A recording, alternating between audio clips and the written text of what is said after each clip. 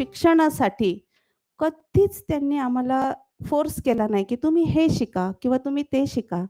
तुम्हाला जे व्हायचं ते तुम्ही करा आणि ते मनापासून करा. हेच त्यांचं सांगणं होतं.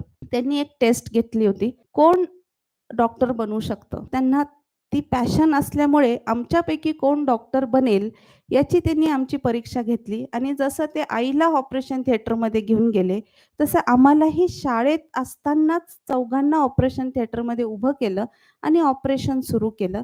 आम्ही सगळे एक-एक करून बाहेर निघालो.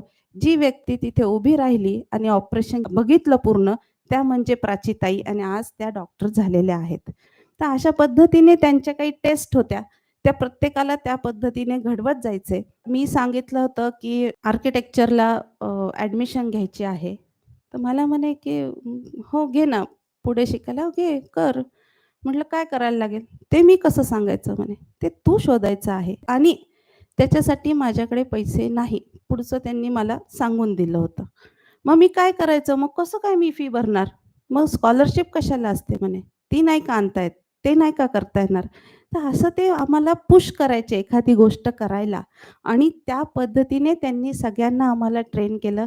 नक्कीच मी पण जिद्दीने त्यांना स्कॉलरशिप आणून दाखवली आहे आणि सगळ्याच हायर एज्युकेशन्सला ती स्कॉलरशिप मी मिळवलेली आहे.